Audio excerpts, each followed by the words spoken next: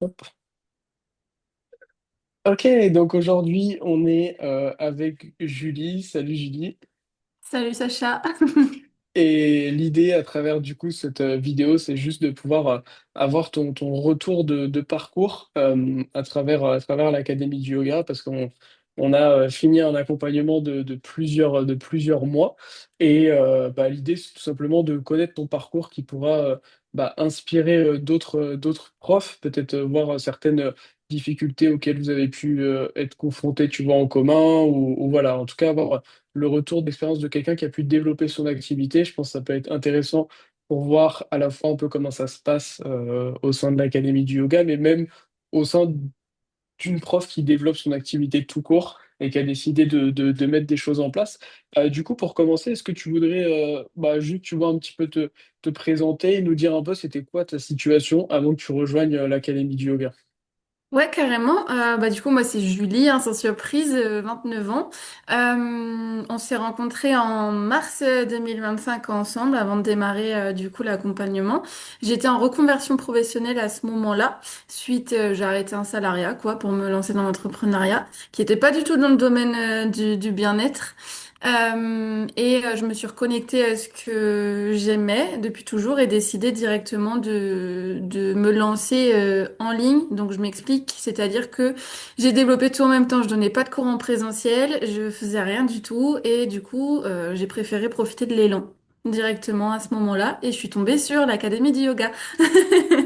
Ok, donc en gros, au moment où tu t'es lancé, en gros, tu n'avais pas encore d'élèves, littéralement, tu démarrais. Et qu'est-ce qui fait que tu t'es dit justement, je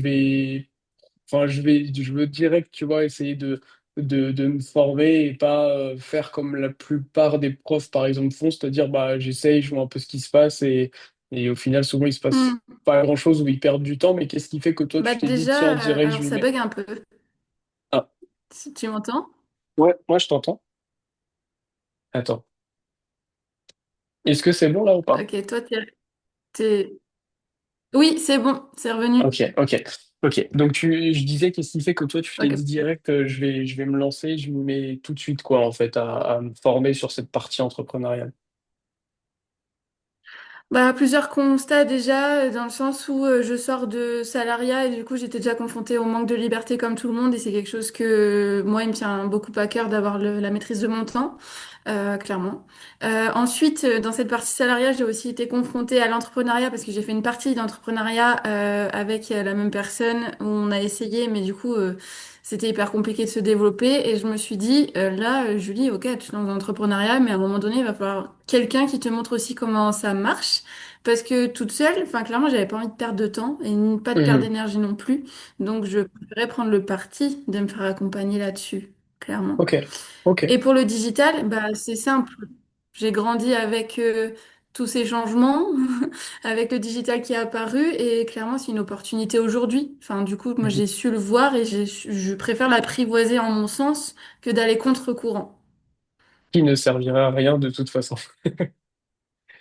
Hum, Et hum, hum, hum.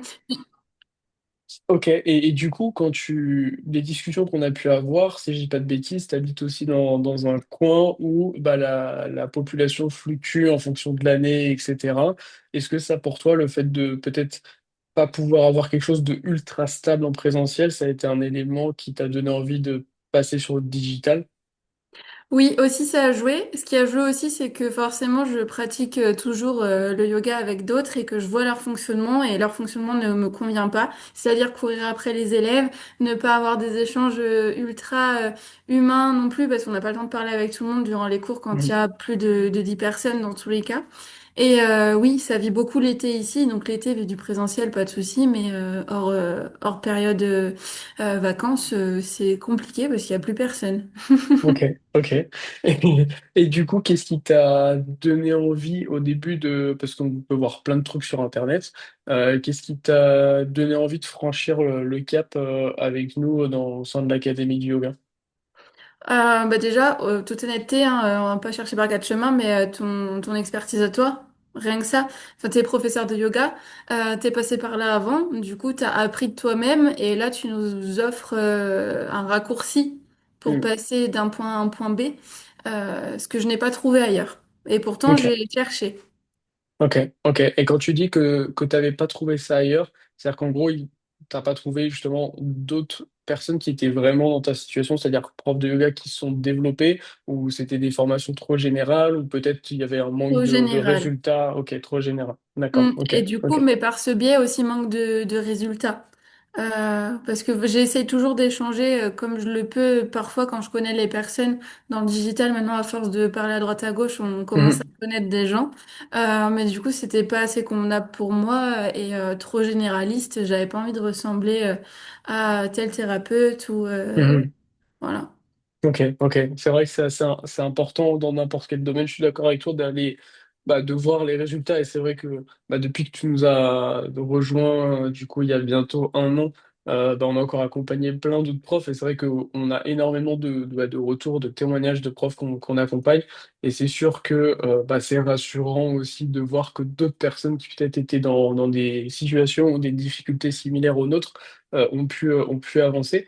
Et ok, et du coup, maintenant, à peu près 10 mois après, qu'est-ce que tu as appris? Qu'est-ce que ça a pu t'apporter? Dis-nous un peu où est-ce que tu en es aujourd'hui.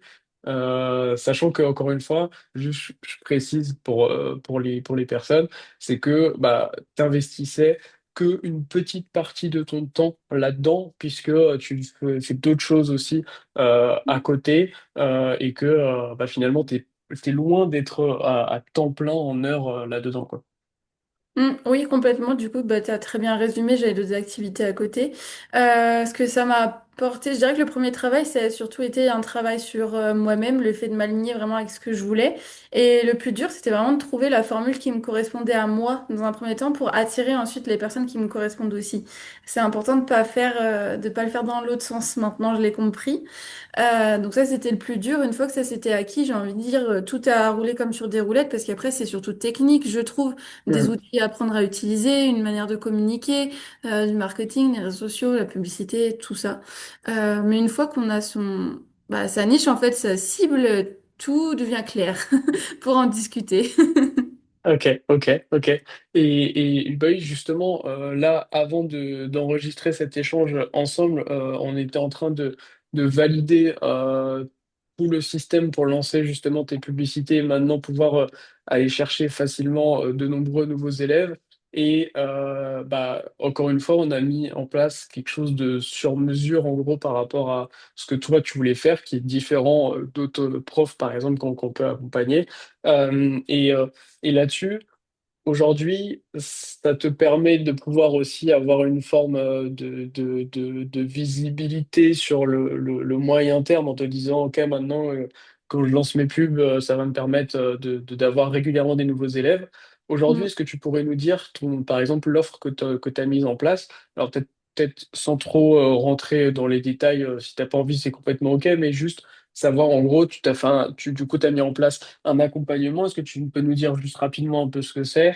Par exemple, à quel tarif tu as pu déjà vendre tes offres? Parce qu'il y a beaucoup de croyances aussi limitantes, surtout sur des profs qui débutent aussi, qui disent, ah mais non, je peux pas vendre quelque chose à plus de 10 euros. Voilà, est-ce que tu peux nous faire un petit peu ton retour là-dessus?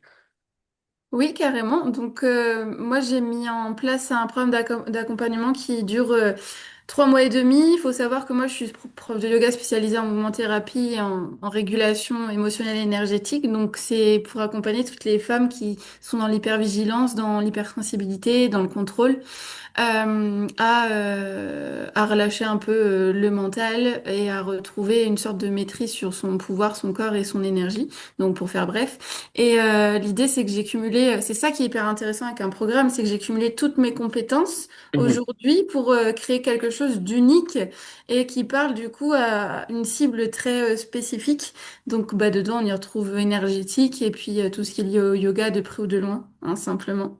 Et l'idée étant de leur apporter une transformation et pas juste un bien-être comme mettre un pansement sur une plaie, quoi. mhm. Ok, ok. Au niveau des ventes, faut savoir aussi que mes premières ventes, je les ai pas faites grâce à la publicité, hein, c'est venu tout seul, via Instagram contre toute attente, parce que au début c'est difficile d'y croire, je veux bien l'entendre, mais en fait quand tu appliques, c'est assez naturel.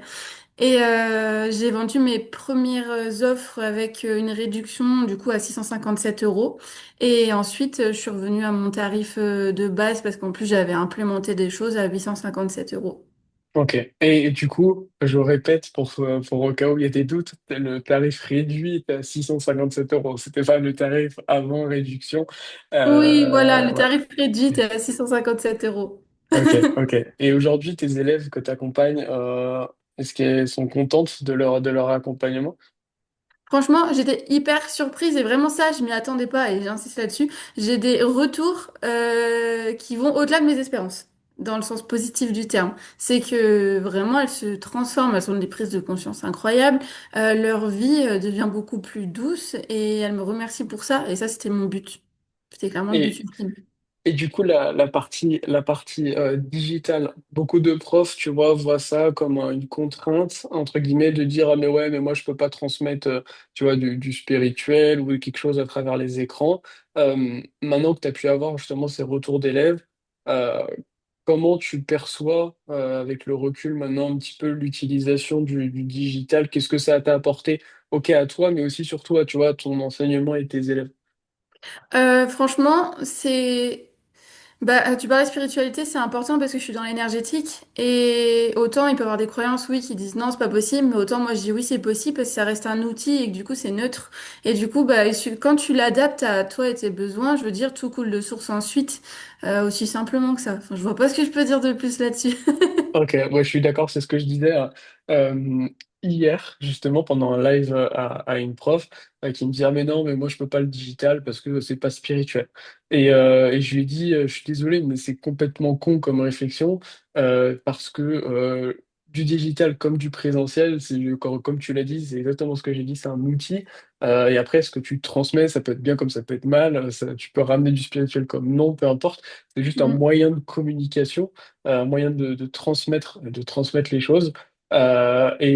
Si tu peux transmettre des choses, par exemple, ne serait-ce que des fois dans un livre, tu vois, où il n'y a pas d'image et tout, alors là, quand tu as tous les outils aujourd'hui qu'on peut avoir en vidéo, il n'y a pas de limite, parce que justement, c'est ça aussi qui permet à tes élèves d'avoir tous ces résultats, c'est que bah, tu les as pas juste une fois en cours comme ça, collectif non, parmi plein d'autres profs, mais tu as pu leur créer un parcours comme on apprend à faire dans l'académie pour justement leur apporter des résultats.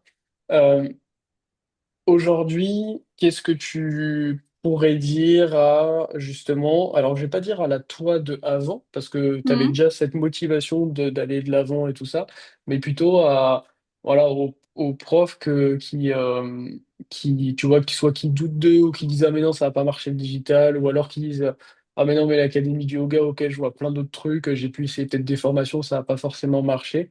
En toute transparence, qu'est-ce que tu pourrais leur dire par rapport à ce que tu as pu vivre à nos côtés, par exemple?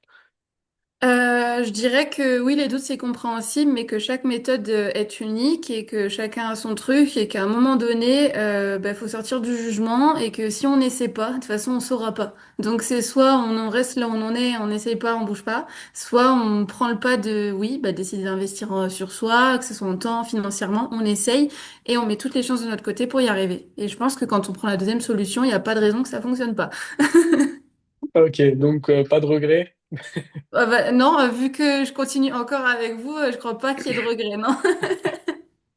Ok, ça marche. Bon, bah écoute, merci beaucoup pour ton retour et j'espère que ça pourra inspirer d'autres personnes et du moins répondre à peut-être des interrogations qui sont fréquemment présentes.